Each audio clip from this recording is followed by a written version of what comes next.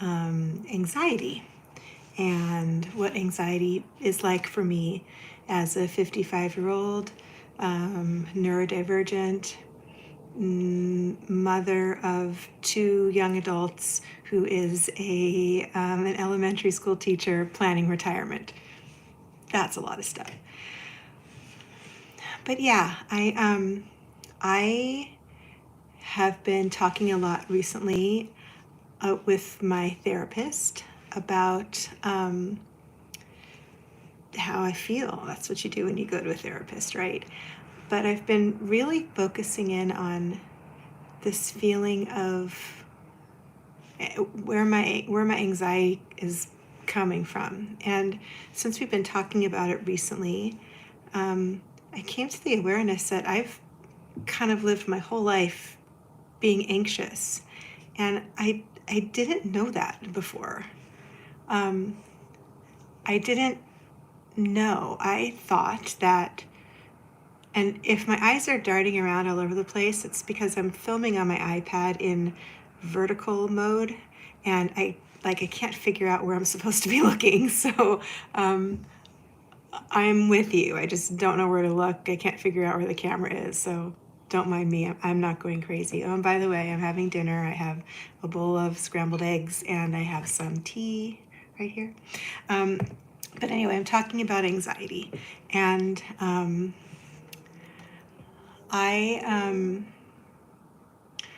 if you're in the comments, because I'm filming this on my iPad, I can't see the comments, so I'm not going to be able to. Oh, I should have brought my phone up here with me. I didn't plan this out very well. I can't interact with you in the comments right now. I apologize. Next time I will plan a live better, because somebody's here with me. I just don't know who you are. Anyway, I'm talking about anxiety. So I thought that I was a pretty calm person the majority of my life. I've always been, quiet and pretty easygoing and mellow. Had emotional ups and downs, as everybody does. But since I've been talking with my therapist about this recently, oh, there people are. Okay, now I can see that there are people here. I've understood that I've spent a lot of time being, and by the way, if you're in the comments, I just want you to know that only comment if you have something important to say. I really don't want to have to deal with anybody being inappropriate, because that's not what this channel is about. So if you have any inappropriate thoughts in your mind, you can have them in your mind, but please don't put them in the comments and don't ask me to do weird stuff, because that's not who I am or what this live is about. Okay, anxiety, back to that. As I'm going back farther and farther into, hold on. Yeah. You going to bed? No. Oh, that's where we're going to bed. No, just door closed. Sorry about that. I realize that my whole life has been anxious since I was a kid. And a memory came up for me a while back that was like my first living memory, which was of I think it was the 1971 earthquake that was here in Southern California in the city of Sylmar. And so I was 2, and I was in a crib, and it was a huge earthquake. It was like a 7 something, I think, a big 6, I don't quite remember, but it was a huge earthquake, and my sister and I were sharing a bedroom at the time, and as everything started shaking, I was trying to stand up in my crib because I was scared. But when I was 2, back in 1971, I was also wearing corrective leg braces, because back then they put, if children were knock-kneed, they put leg braces on, and I had to wear them at night. And these leg braces had a bar that went between my knees and between my ankles to effectively straighten out my legs. So when I slept at night, I was like this, if those were my legs. So I couldn't get up. And my older sister, who was 4 years older at the time, so she was around 6, just ran out of the room to my parents' room and left me there. So my first living memory is one of major anxiety, not knowing what was happening. And I've, lived my life since then being incredibly anxious. And it made me kind of sad when I realized that I've always been an anxious person, because I haven't felt that way. I didn't perceive myself that way. So now knowing that, it's kind of causing me to think about how I need to take care of myself differently so that I can embrace that part of me and take care of myself. So I guess in today's video, this is a long-winded way to say in today's live, I wanted to share with you some of the things that I do to take care of the anxiousness that I feel regularly and where it comes from. So first of all, anxiety is fear of the unknown. So it's not something that's real. It's not based in reality. It's based on what we're thinking, because anything can happen and we can choose the way that we're going to respond.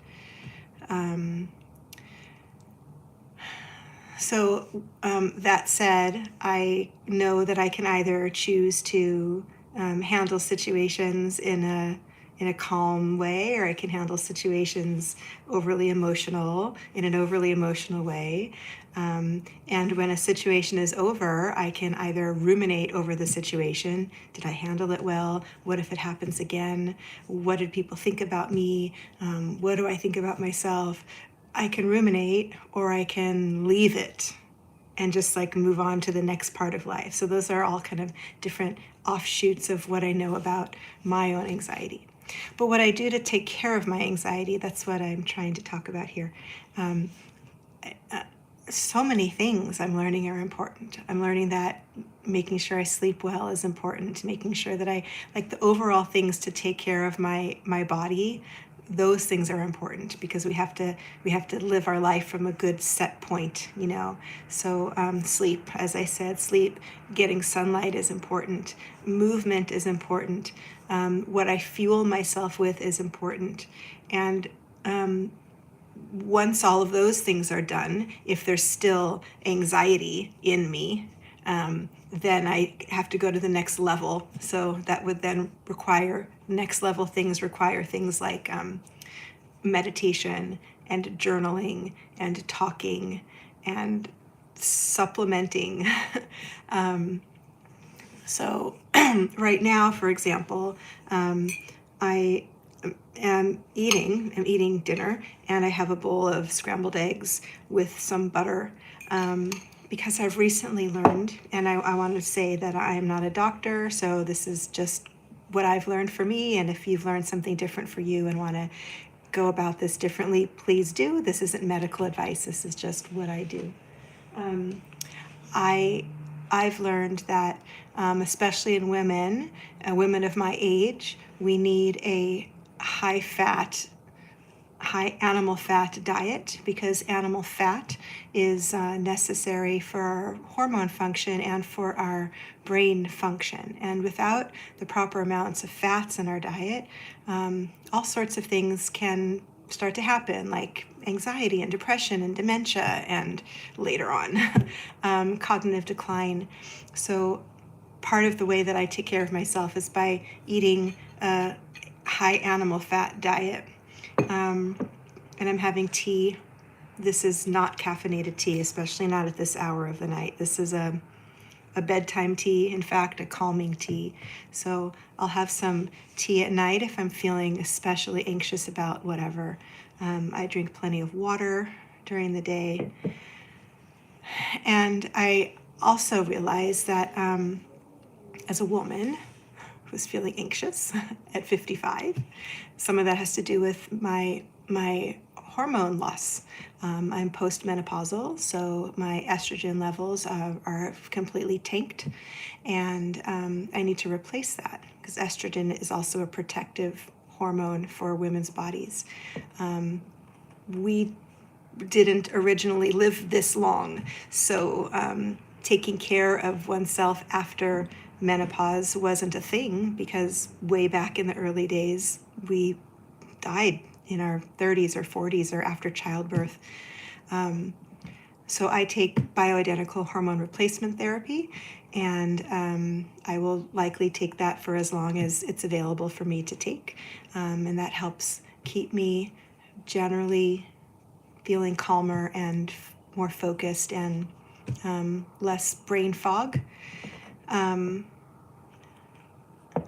then, so that's all like nutritional stuff. I also realized recently that I did some research on iodine, and that generally we don't have enough iodine in our diets, because there isn't enough iodine, good iodine in the soil that's supposed to get into the foods that we eat and the animals that we eat. The iodine, the quality of the iodine that we consume isn't enough for our healthy development as we age. So that also affects our thyroid, and our thyroid helps to balance our weight and all sorts of things. So there's so many things that can affect our anxiety levels. There's a lot of work, like a lot of self-care, a lot of research we need to do as we get older to care for ourselves. So those are some things that I do to take care of my physical self.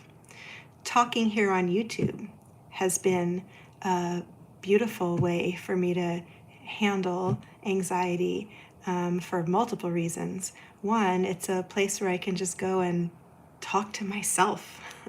I'm talking to you all, but I'm talking through my thoughts, and there's such value in that, to be able to, one, get it out of me, but two, have it there to play back and listen to and understand myself better.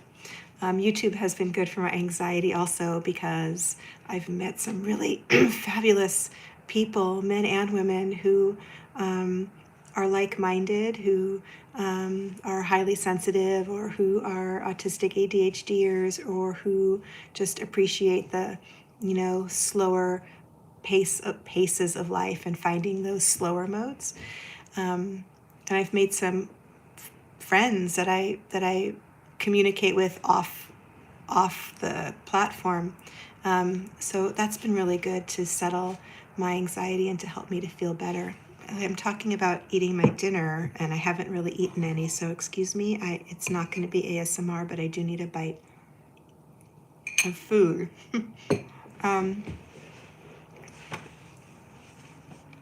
So, and one of the reasons why I want to retire as soon as possible is so I can, effectively remove one of the big sources of my anxiety, which has been working in an environment that is not conducive to peace. Working as an elementary school teacher is like the least peaceful job you can have. And I find so many ways to work peacefulness into the school day. For example, in the morning, my students have breakfast in the classroom. That's part of what our school district offers. And I make breakfast a mindful eating practice. So over the course of the 20 minutes that they have to eat breakfast, I put peaceful music on in the background, and I have the students eat as if they're eating in a fancy restaurant. So they can talk to each other, but they can talk quietly, and they're not running around the room. They read books when they're done eating, and we keep it really simple and peaceful. But then once that's over, there's like a few hours of just chaos. And then a couple times a week, I build in about 15 minutes of meditation in my classroom with my 7 and 8-year-old students. And that's for them, right? For them to learn how to take care of their self inner self, but it's also for me as a teacher. I need to be able to sit in there and just chill out for a bit. So, but then even when the students are gone, it's an anxiety-inducing environment. There are, there's tons of things that always need to be done. Bells ring before and after school. There's people walking around all over the place. It's not a peaceful place. So retiring would really help me to effectively, like I said, remove one of the big sources of anxiety that I deal with 180 days of the school year. Today I took my daughter out for, I guess, a late lunch, and we just sat at a restaurant, like in the outdoor patio area, and that was really calming. She's 19, and she's a pretty easy kid. I see that somebody's writing me, but I don't have my glasses here nearby, so I can't see what you said, but hi, and thanks for leaving a comment. I think it's somebody that I know, but I can't see. Spending time with her out in the world helps with anxiety too. Just being around people that know me and understand me and appreciate me is helpful. One of the things that I do for myself to take care of those anxious feelings is to just be alone. You'll notice that a lot of my videos, if you're not a subscriber yet, you can subscribe and then go and watch them. You'll notice that I film a lot of them outdoors in a park. Being in the park is like, if I could just live in the park, I would. That's the most peaceful place for me. Being around birds and trees and listening to the sounds around me, that really helps me a lot. In fact, during the pandemic, when I had to teach from home and be an online teacher, I would often do class from my backyard and sit outside as long as the weather permitted, just so I could take advantage of, that's how I made the most of that year. Like, oh, if I've got to teach at home and deal with all the anxiety that this year is bringing, just by definition of the way that year was, I'm going to hang out in my backyard. And that was beautiful for me. It really helped.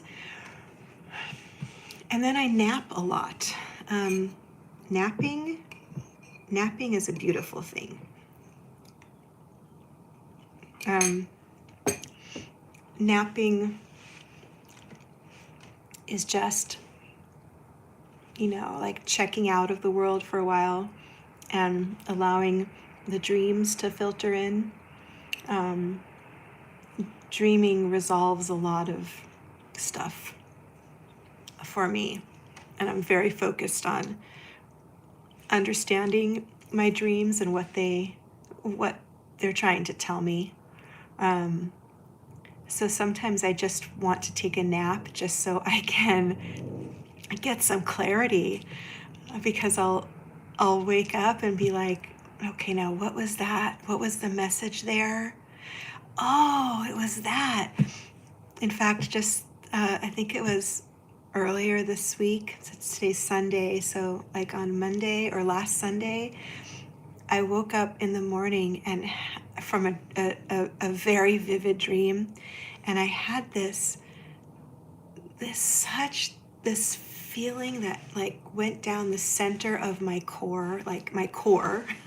Center of my core is the same thing. It went down the core of my being, and this feeling was complete peace and joy and ease. Like, God, I hadn't felt that feeling before. And the dream was, I was hanging out with some friends, and one in particular is a colleague of mine who's a young guy around 30 who just got married, and he's very friendly and nice, and we talk here and there. And in the dream, he was just like available to listen to me. I was talking about something in this big group of people, and all the other people went away, and he remained and he was listening. And that's it. Like there was nothing romantic happening. There was nothing illicit going on. So when I woke up from that and had this feeling of complete calm, like I can't describe what it was like because I haven't felt that before, but I had that feeling, and I realized that like that's the feeling that I woke up with is the feeling that I'm trying to acquire. That hold on, I have a cat that's trying to get into my room. Give me a second. It's okay. You want to go out or in? One of you wants to go out and one of you wants to come in. Come on. Okay, I'll leave it like that.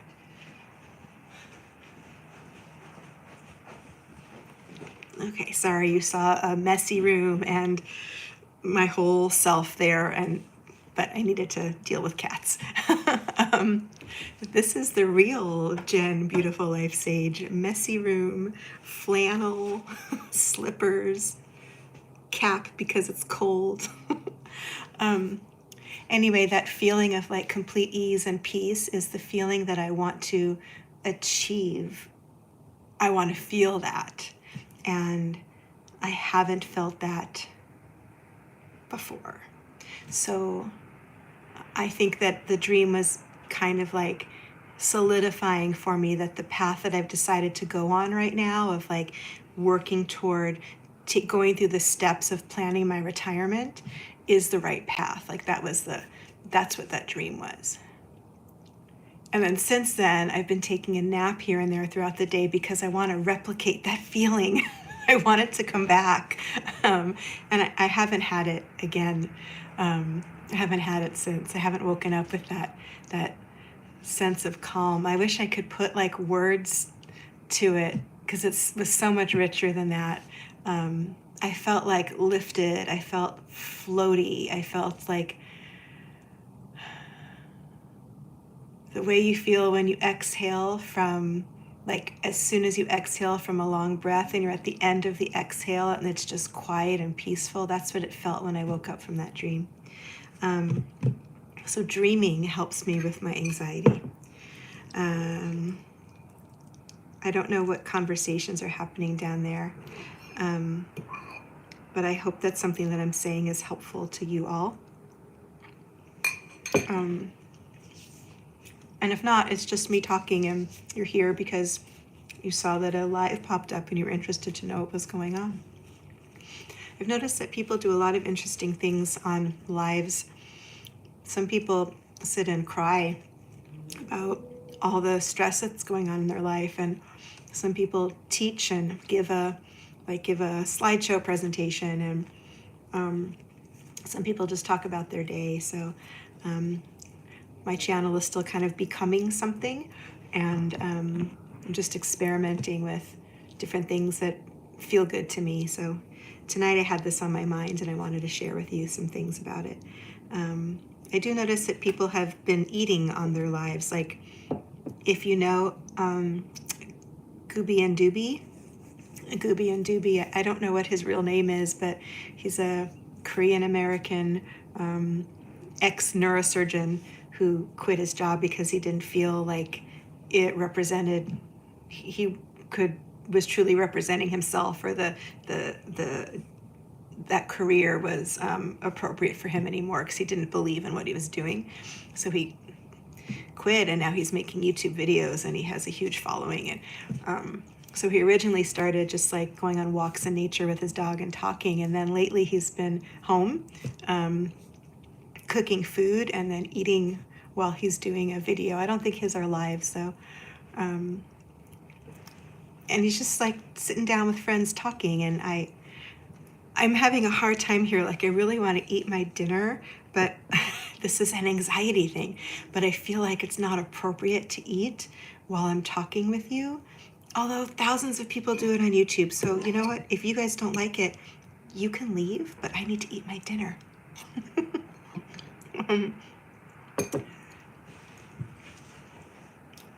When I was a kid, the anxiety that I had when I was a kid, I'm not sure what it what I could attribute it to. Um, I know that I felt afraid a lot of the time, like, okay, I just put some things together in my head just right when I said that. So I told you the story. If you're just coming on, you can rewatch this in the replay later. But my first living memory, was of the 1971 Sylmar earthquake here in California, or in Los Angeles, and I was 2. And when I was a kid, what I just realized is that I was always really afraid of like natural disasters, and I was really afraid of being left alone. Whenever there was the news in the 70s was really I can't think of the word, but they would talk a lot about like when the next disaster would happen. It was sensationalized. I guess it's still sensationalized, but as a kid, I was very sensitive to that. So I remember them talking about, it was either another earthquake or an asteroid hitting Earth or something. I was little, like 5, 6, or 7, and I would not go to sleep. I was terrified. I was terrified that something horrible was going to happen. And my dad sat up with me on the couch, and we were watching TV, but because it was the 70s, we could only watch what was on late at night, which was like weird stuff like Western movies. um, so he just stayed up with me all night until I got so tired I fell asleep. And when he would go out of town for trips for work, I also had a lot of anxiety that he wasn't going to come home. And then some of my anxiousness as a young child was brought on by just not feeling like I fit in, which was the video that I recently made. My older sister was very critical of me when she's 4 years older. So, she was, when I was 4, she was 8, and she was already so wise, like, why do you have to suck your thumb? And why do you eat your hair? I had long, long hair, and it was just it was a way for me to calm my overstimulation, my feelings of overstimulation. So I would take a bunch of hair like this, and I would suck on it. I would put it in my mouth, and I would suck on it. It calmed me, because everybody told me that I couldn't suck my thumb, and they were telling me I couldn't bite my nails. So I would just find anything I could to calm my sensory overstimulation, sensory issues. And she would criticize me for all of it, and always telling me it was disgusting and it was wrong, and don't do that out in public. And so I couldn't ever really just be. Growing up as a kid in the 70s had a lot of anxiety for me. And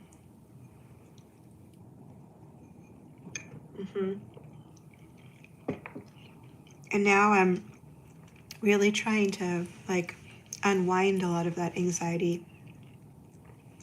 I have my iPad set up on a stack of books right here in front of me. If you just look at the titles of the books. Oh, my glasses are right here in front of me. I didn't even notice them. One of the books is Goddesses and Older Women. The next one is The Introvert Advantage. One of them is called Wonder Seeker. This one was a gift to me from Chris Robinson. If you don't watch her channel, she talks a lot about the emotional aspects around retirement. And then on my nightstand, I have a ton of books too that all have to do with being a woman now, or ADHD, or dealing with aging and all of the emotions that brings. So now at this time of my life, I'm really trying to just come to terms with who I am, and who I've become. And part of all of that is understanding that I tend to be more anxious than the average person. I have to work harder to find the calm. But you know what? In doing that, and in trying to and trying to find the calmer places in my day and in my life. I guess I'm grateful for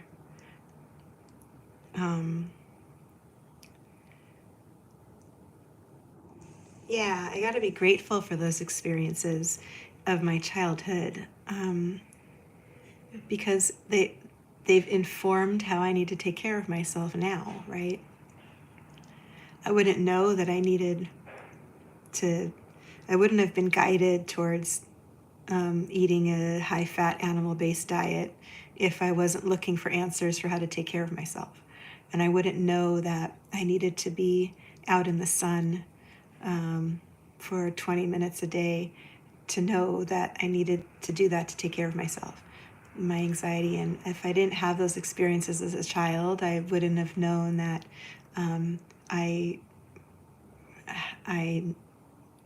just need to take better care of myself. So I hated that I went through the things that I went through as a kid, and that I had such a invalidating older sister, and that I was terrified of natural disasters. And I don't like that I grew up not knowing that I was neurodivergent, but I'm glad, because I know what I need to do to take care of myself now. And I think that as a woman of this age, it's really important, because we can easily get to a place in life where we, have taken care of all the people, and we've had our career, whether our career was outside of the home or inside of the home, taking care of all the people. And then we can forget that we need to do it for ourselves too. But we could also get to this time in our life and be like, yeah, I already did all this stuff, and now it's got to be about me. So I'm going to eat scrambled eggs for dinner with butter, and I'm going to drink my tea, and I'm going to go to bed early tonight, because that's what I feel like I need to do. Why do I need to stay up till 10 o'clock at night? Just because that's the time that people generally go to sleep? No. If I'm feeling sleepy and worn out, I'm going to go to bed when I want to go to bed.